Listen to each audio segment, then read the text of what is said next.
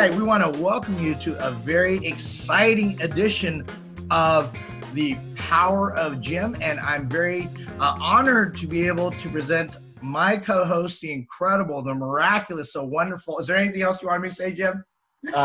No. All right, he is Jim Meyer from Remax Gold, and we are thrilled because we have Vanessa Neilsen on from Encore Staging. Vanessa, thank you for being here. Thank you, guys. I am so glad to meet you too, and thanks for having me.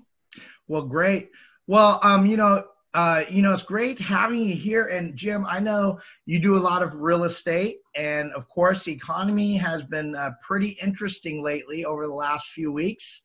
And so, just with what's happening in real estate, I love the fact that we're talking about staging, because I mean, any edge or advantage in this economy is probably a good thing here.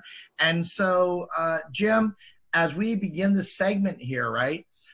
What have you noticed over in just the real estate area there? What's going on in terms of people looking at homes? Are they still shopping? Oh, absolutely. We just got into contract on Sunday on another house, and we closed a couple last week, so we're thrilled.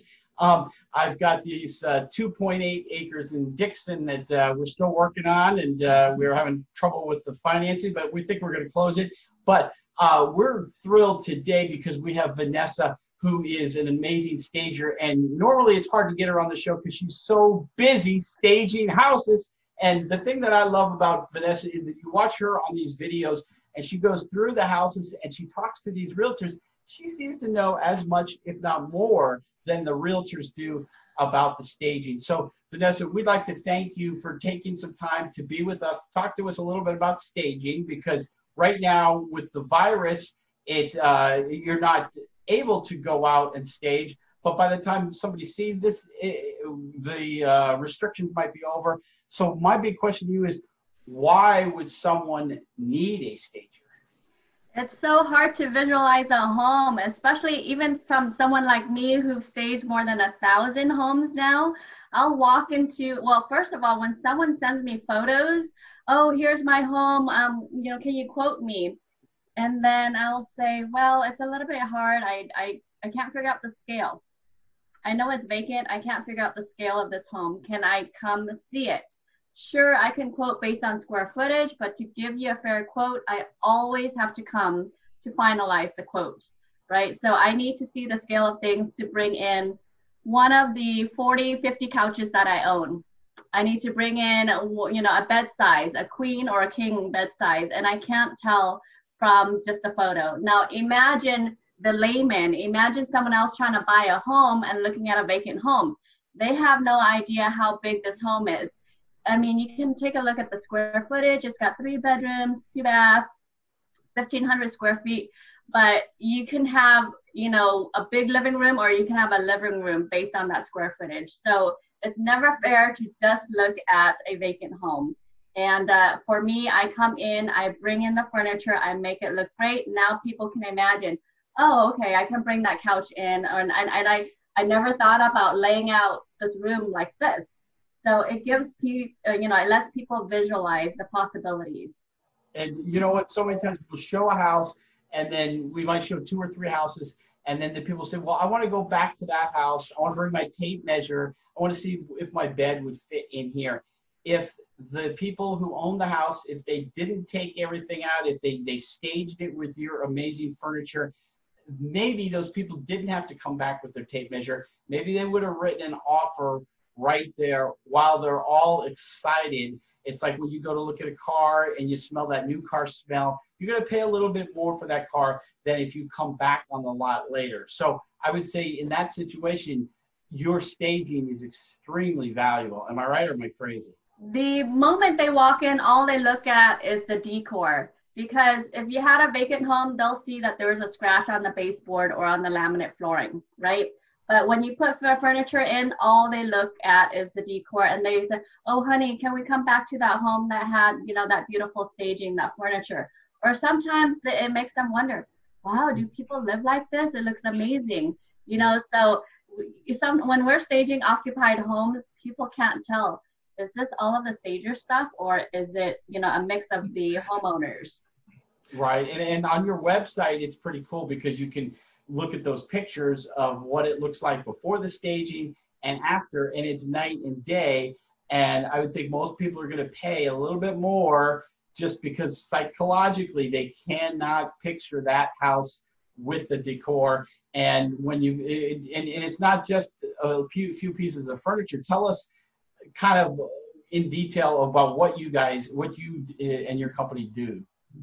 I think what it is we try to create that balance and that harmony in design, because people can bring in furniture, but if it doesn't get balanced properly, there's something off about it. When you're looking at, like, when someone gets dressed or they present themselves and you're like, something is a little bit off, but you don't know, you're not a stylist, right? That's not your area of expertise. So we want to create that balance and that harmony. And because home buying is so emotional, once people just come in and they see that everything is where it should be, they want to tour the home. They want to spend the time to sit on the couch and just really think about how they can live in this new home. So we bring in the nicest threads, the most on-trend styles and decor. We stay on top of the trend. We go to all the expo shows. We're looking at magazines and online. But what we do is actually we customize it with each property, because each property is going to have its own nuance, and it's got a little story. It's got this architectural that's different from another home. So then we tweak it to that area. So we never do the cookie cutter staging where you grab, the furniture from one house and you bring it to the next.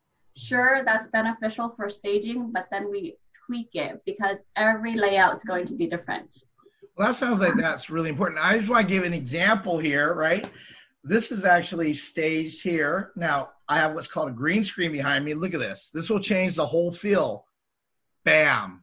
Absolutely. All of a sudden, look at this. All of a sudden, I have. How did I do that? How did I do that? But no, in all sincerity, right? I mean, it makes a difference. There's a reason why when people broadcast, it is important to take a look at these details.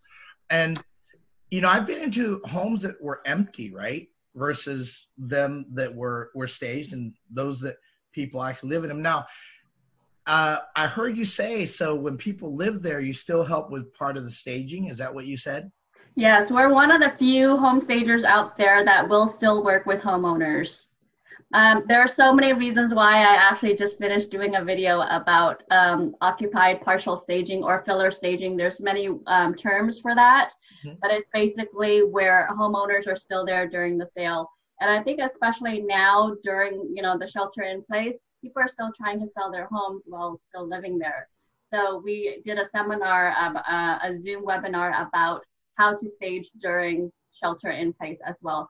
But yes, we do home staging where people still live there, and it's more complicated, more challenging to do than a vacant home. So it takes actually sometimes two times more time, the length of time for us. We can stage like 3 vacant homes versus 1.5 vacant homes that day. Wow. Well, in terms of just setting the room, I know there's a lot of variables to it, right? It's like asking what dress looks the best on any woman or what suit looks the best on any guy. Everything is customized, I'm sure. But what are some of the things that you try to do? Do you take into Fung Shui or Fung Shui? Yes, absolutely too. And I take, and especially in Silicon Valley, you have so many different cultures and subcultures. Yes. And being Asian myself, and my dad tells me about Feng Shui stuff, I have that always in the back of my mind. For instance, Chinese buyers, when they're walking through the door and there's a wall, you don't put a mirror there because it kind of reflects back at them, or whatever the energy that goes back out the door. So we can't put a mirror there. We try to tweak it for that, but we can't just do it for every single person. I mean, we had this pillow that said Mr. and Mrs. I had it on a bed, and then someone said, well, what if they're gay? So I don't know what kind of buyers are coming in there, but I do try to do it for the general public. Now, if it's a blatant wall where it's just this wall that you go head on as you walk into the property. So if I don't put a mirror, I have to put a nice wall art, because You don't want the idea of things blocking the energy. You don't want people feeling like this home is not open. Yeah. So then you put a nice wall art to. Now, have you ever walked into a home, you walk into a home and you said, oh my goodness, what has been the most challenging home that you've had, and how did you resolve it? Oh gosh, so many challenges. We just did a home where it's actually a famous architect's home. Well, he designed it for his son, and his son is actually a famous gamer, a famous startup guy. So it's shaped like a surfboard or a boat. Wow. And so you don't have straight lines. Yeah, it's just long and oval, and then it bends, right? It curves in. So then if you put in straight furniture, then there's that jaggedness. So then a lot of the rooms within the house just did not have 90-degree angles, and most people expect 90-degree angles. So then we had to be creative and bring in a couch that was round and curvy. But then we didn't want to overplay that round and curviness, because then it becomes like the Flintstone house on Hillsborough as you're driving on the freeway. So everything is round and it becomes just too much. So we try to keep a balance. That was a unique home. Another unique home we had was where when you get up when you're at the main entrance, you have your main floor, but there are no bedrooms on the main floor. They're all at the sub-level, the second level. And the first level was one long plate. Now you have to break up that space into different functions. So people will feel that there's a practicality to that house. Yeah. Because those homes were custom built for the original owners, but everyone else, it was not customized to their needs. So now we have to kind of just, make things pragmatic. So is it like they're on the top floor and that's the big kahuna? The big kahuna stays on the top, right? That's a big kahuna. Right. They were on the top floor because that's where the view is at, right? Wow. And everything was all glass. But, most people, when they're buying a home, they're thinking of more of a traditional setting. When you want to customize it, you want to go all out because you're spending that money customizing it. When we come across those homes, we really sit down, put our heads together, and plan the best way to lay things out. And we keep the buyers in mind. We lay it down. We keep it very practical. And so it's literally shaped seriously like an oblong surfboard. That's crazy. Yes, we just did a video. I'll share it with you. It was just like a surfboard. When I walked through it with the agent, it just took me some time to think. So imagine that most people, if you were to sell that home vacant, there's no way. People are going to say, well, why? That place, that house looks too funky. Yeah. And you had to make it more exciting in there. I bet you had to do a lot to up the energy. You know why? Because inside there it's bored. Yes, exactly. And then the thing is, like, that house, all you saw were TV screens, and then it could get really dull or scary or threatening to people where they're just living amongst technology. Right. So we need to add that warmth. But that home is also an architectural project. So then we need to make sure that our design level for that home really met with the architecture. Wow, that's pretty interesting. Have you ever had to sell a home that was shaped like a surfboard? Me, not yet. I'm thinking, Vanessa, what made you want to actually get in this business in the first place? I guess I've always been very creative, and truth be told, I have my real estate license, which I actually don't practice. I tried that back in 2004.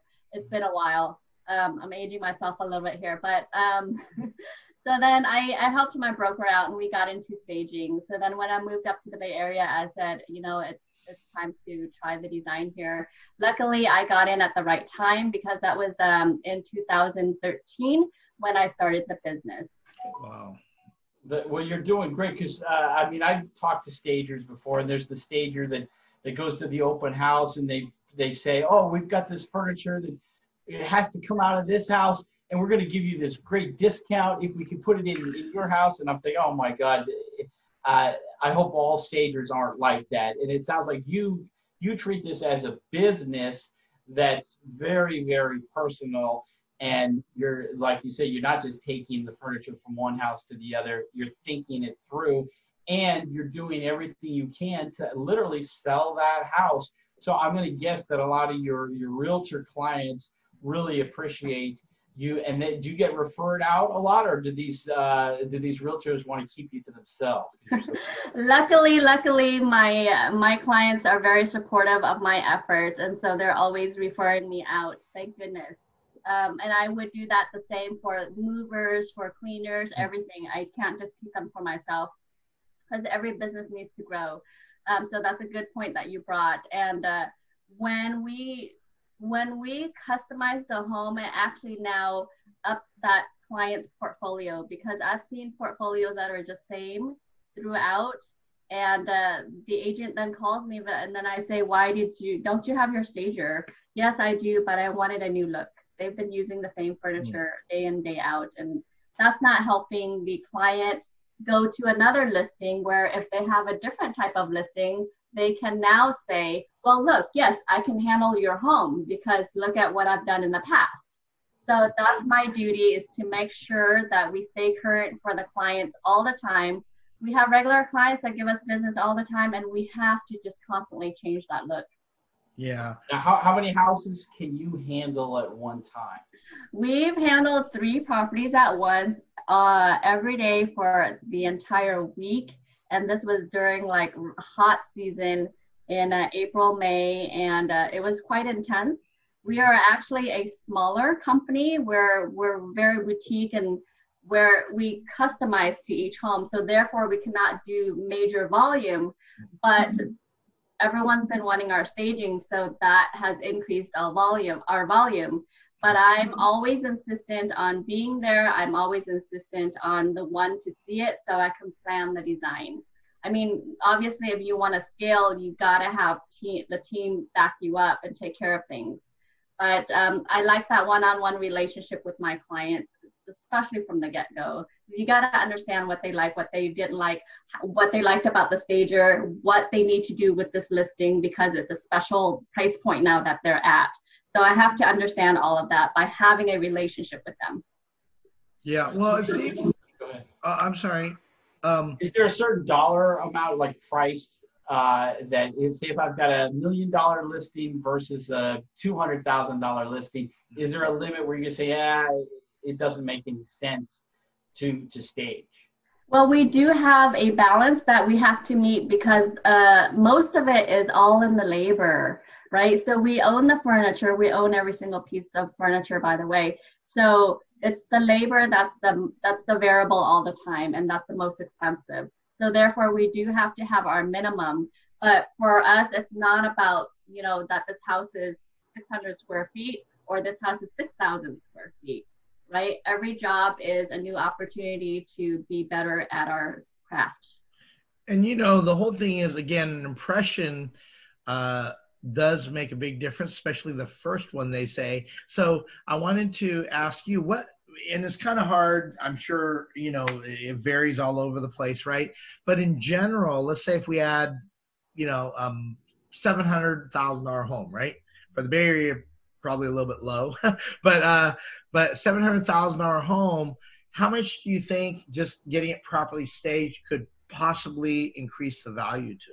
In terms of I've seen it increase by 15%. I mean, I'll ask agents, like, what was their list price and what did they end up getting? And they would be telling me it could go up to even 15%. Yeah. Now, I staged a home in Los Altos, and it went for $1 million over asking. Mm-hmm. Yeah, $1 million over asking. $1 million over asking. It was insane. Yeah.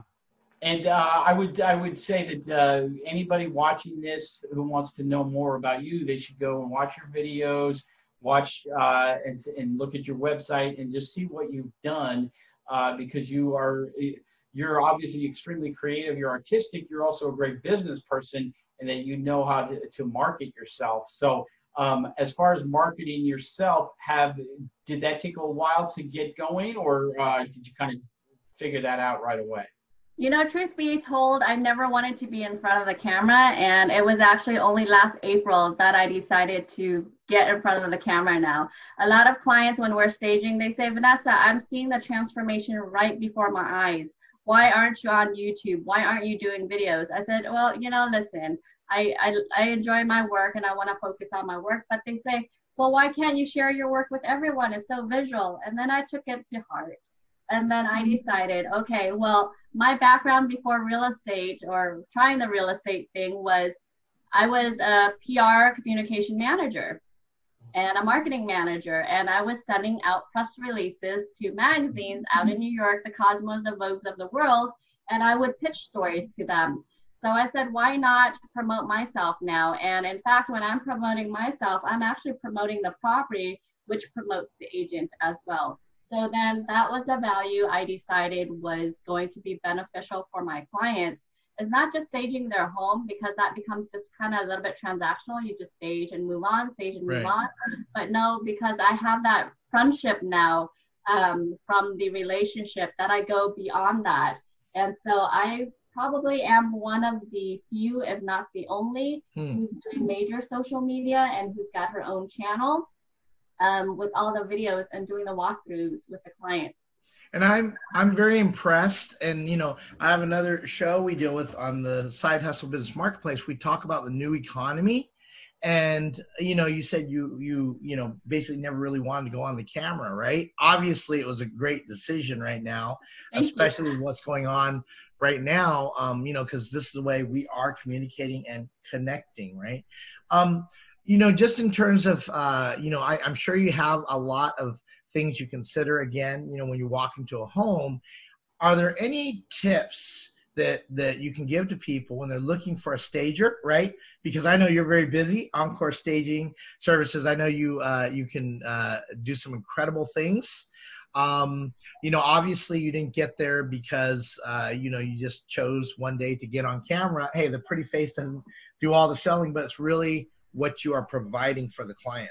Yeah. But in general, when people are looking for a stager, what sort of things should they look for? What are the clues that people look for? Because a lot of times they don't even, you know, if I was looking for a stager, I wouldn't really know what to look for, other than you got to have more than 50 couches. I learned that, right? You said you have 50 couches. Is that right? But, you know, you're a walk star. So what it is it's not the how many couches we have. Sure. It's actually how creative we are. But the layman, here is the challenge. The layman never knows the difference between good design and great design. So it's very hard to educate on that. So now you want to look for a stager who actually has really great reviews. We proudly are the highest ranked home staging company in the Bay Area. Wow. Because of our reviews. We work very hard for that. If we scratch the floor, we admit it, we fix it. We're fully insured. Our team is very experienced and everyone is vetted, and we work cohesively. So those are the things you want to ask. Are you insured? What are you going to do if something breaks, cracks, whatever? Yeah. And then I'm always talking to the client and educating them about the process, so then there's no surprises. And especially in homes that are occupied, homeowners, if they're not paying for the staging and the agent is paying for the staging, the communication is usually between me and the client. Me and the client, meaning the agent. So then the homeowner, sometimes they're not educated on the process of what's going to happen, what time we're going to arrive, what are we going to do, and when do we plan to finish. So I try to then communicate with the homeowner as well. So then everyone is on the same page. So I ask questions. I want to make sure that our team is like super experienced, and, you know, we plan the day. So you want to ask about that, and you want to ask, how creative is your stager? Is your stager out there promoting her work? Because if she's proud of her work, she'll be promoting it. So those are the things you want to ask. Great. That's really helpful. So Jim, you know, in terms of, you know, the homes that you sell and, you know, just doing all the staging here, you know, what sort of value do you see in terms of staging from a point of view of just, you know, clients that come in? Well, I see a lot of the people use stagers who have like that stock picture of a horse and the plastic TV that they throw up on the wall. And there's so many times where people they come into a house and say, "Oh, this is staged." I'm gonna guess when someone comes into one of your houses, they never say this is staged. They think it's a place that's been loved and lived in, and I'm guessing you're going. It sounds like you go above and beyond what the average stager does. So I guess that would be the question: do people come in and do they know that it's staged, or is that the big thing that they just don't know it? Well, they know it's staged, but they also feel like this is something they can identify with. Mm-hmm. Because you have staging that's like kind of impractical. Maybe the layout wasn't the best, most optimal layout, but we do it where people can say, well, yeah, this is actually how I can, set up my house. And this bed it's not an air mattress. They can actually sit on the mattress and they won't be falling through or it won't deflate. So that sense of genuineness with the design, and for people to be able to say, this inspires me, this is the real deal, this inspires me, and it's actually really practical. So we pour our heart and soul into making sure that when buyers walk in, they don't think it's this stage. They just say, hey, I want to buy this house. Yeah, that reminds me, I saw a house a year ago with a plastic blow-up couch. And the question would be, why? Plastic blow-up couch. If you're going to stage a house with a plastic blow-up couch, why stage it all? So, correct. I would say that. And for instance, if your budget only allows for you to stage the common areas plus one of the bedrooms, meaning the master bedroom, I would leave the other spare bedrooms vacant. Some people want to stick a chair in a corner or one wall art on the wall. I say don't even bother. Focus the energy on the areas that you're actually going to be staging. Put all your assets that you own into that area instead of grabbing one piece from this and sticking it into an empty room. Just all or nothing. Well, hey, I had a thought when we sold our home. It was a 5-bedroom home. It was like the belle of the ball on the block. And, when we staged it, I don't know, and I have a question for you. One thought that came to mind, right? Because we spent, some decent money staging it. It was okay. It was very, very, it looked beautiful. And then the thought that came to our mind was, why did we do this when we moved in, right? Have you ever had people have you stage their home when they moved in? You know what I mean? I mean, to me, that actually makes a lot of sense. That does make a lot of sense because it's the same thing as renovating your home. Most people don't renovate until they have to sell. And so that's a little bit sad because you poured all this money into it and you don't really get to enjoy it. So if ever you can have the time and the budget to renovate while you're still living there, do it, because you're going to enjoy all of the renovations, your heart, and it's a labor of love. So you want to be sure you can enjoy that. Yeah. Now, if that is not feasible, and usually people do get a loan depending on the real estate company that offers that bridge loan to get your home renovated for sale, that's what you're going to do, because that's going to be, giving you the ROI. But I do know what you mean. You spruced up the home and now you got to get rid of it. Right. And people always tell me, Vanessa, I don't want to sell the house anymore. Yeah. Don't piss off your agent. Right. I don't want to piss off your agent. You want to sell. You want to move. Oh, great. I think it's more of a joke than anything. Yeah. Oh, great. You staged it so well. Now they don't want to sell the home. Yeah. And the realtor is now, you did too good of a job, Yeah. But what also is good from that is because then after that, they bring me to their new home. Yeah. So that's the sense of joy that I get from the job. That's awesome. Will you help them design their new home? Help them basically stage the next place they buy? Okay, yeah. Awesome. Yeah, we do help them with that. And usually that happens in the winter when the entire market slows down a little bit. That's when we're able to focus on in-home design versus home staging. What an incredible idea. Well, the home arguably is one of the most expensive items you're going to purchase. Why not make it something great when you sell it? But just a suggestion, a whole new market segment, make it nice when you move in. Absolutely. And here's the thing is when we're talking about the quarantine period right now is the fact that I can't be in people's homes. And so there are suggestions that I have. The good thing is people cannot smell your home. That's a very good thing. They cannot smell your home. But they are walking around with the phone. The agent's walking around with the phone touring, doing a FaceTime at the home. So discuss with the agent and the homeowner should be on the same page about what to present, because the frame of the phone is not going to cover the entire room, which is actually a good thing, but you always want to feel like there's nothing to hide. Yeah. Right? When you have the phone, you have something to hide because you cannot see and you're not there in person.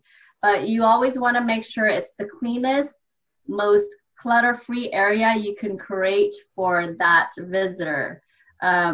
It's kind of like an unfair advantage trying to sell your house right now for the buyer because the buyer is not able to step there. But make it very interesting. Make it where they say, can I request for a private showing?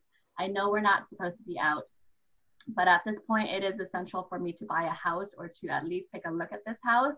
Make it where they want to actually be there because it's a huge investment. And, you know, most people don't want to buy it sight unseen, even though you're able to see it, but it's not, you can't physically see it. Yes. So then make it very inviting. Well, So that, yeah. Good advice. That is incredible. And, you know, just seeing, I know you were talking about how you are actually pretty slammed even with requests right now. That's how good you guys are. And that's exciting. You know, again, Encore Staging Services, you can go to EncoreStagingServices.com and really check out just the great work they do and follow her videos as well. And the YouTube channel is phenomenal. But I do want to ask you, there's a lot going on, especially in this time. Any words of advice for people just during this time specifically? You know, how to cope maybe a little bit, and any final thoughts from you? Coping is to actually keep yourself busy, keep your mind busy. Your goal is to try to sell your home. So then start one room at a time. And after this, I will share all my tips. I just wanted to share it all, and I went room by room. So it's 10 pages long, full of photos. You'll want to take a look at it and just tackle it one room at a time. And now everyone is home. Have everyone help, even the children. They'll be excited about being hands-on, keeping busy. And so then kind of this gets your mind off of, you know, kind of like the depressing thoughts of not being able to go out and do your day-to-day stuff. Now is the time to focus on really selling your home and getting the price that you want. So work on it room by room, and I'll be there to guide you. Well, awesome. Well, great. Jim, this is definitely a treat. I'm definitely glad to have you on as well. And also, Jimmy, any final thoughts from you? Well, Vanessa, you were saying that you do training and online seminars for people. What do you have coming up? So I have basically all of the tricks and tips on how to stage each and every single room of your house. So after several Zoom seminars I've done, I put it together. It's a PDF, and then you click on the link. It gives you a description of what to do and what to think about in each room. And then it has links to the photo, the before and after photo. And my goal was to put in photos of occupied home transformations. So it wasn't like a vacant home transformed, right? So it's an actual occupied home that we transformed. So that way it's relatable to the person who's trying to do this. Right. I was looking at one of the pictures where you have even the little backyard area where there's kind of nothing there, just leaves or whatever on the floor. And then the next picture, you've got a table and chairs, and it becomes very inviting. And it's almost as if you've really put a lot of thought into every part of the house, not just the inside, but the outside too, transforming it from a house into a home where somebody can envision themselves living. So it's very, you do a really, really good job. Thanks, Jim. And here's the thing is like when people are looking at a home and in a certain neighborhood, they're expecting that street to have a certain price because of the comps the realtor pulled up. Mm-hmm. So, you know, this one neighborhood, is expected to sell at this price. But there's a single home there that, you know, the facade just looks terrible. And so then that might be reasons for buyers to say, well, I know this, you know, neighborhood supposed to be getting this price, but this home is so has deferred maintenance and it looks dilapidated. Why don't we lowball? Yeah, right. So we don't want people to get to that. We don't want people lowballing your home. So the facade is where you want to start. Clean up the brush. I know it's been raining and everything, but make sure you paint, do whatever it takes to get your facade looking like the price that you want. And that's the expectation they're going to have. And then obviously once they walk into the house, if they see everything has been jazzed up, that's going to be where you're going to get the price you want. Right. Well, especially right now with so much uncertainty in the marketplace, you don't want to give anybody a reason to believe that you have to sell that house. Yes. Yeah, that is really good. That is incredible advice. Well, thank you so much for joining us. And I wanted to have all of you think about the fact that when you bring your house to market, you truly want to set the stage, right? Why not consider Encore Staging Services? This is Jim T. Chong, the Walkstar, along with Jim Meyer from Remax Gold with Vanessa. Thank you. You two are my two favorite Jims. I'll never forget. Wow, great. Well, tell us apart. We're actually brothers. This is it. All right. Well, hey, happy to meet all of you listening, and we look forward to catching you in your new home. By the way, you can check out Jim Meyer. He does a good job. I think he's, what did they call you? Oh, a realtor. Bye-bye. Thank you, everyone. Please take care.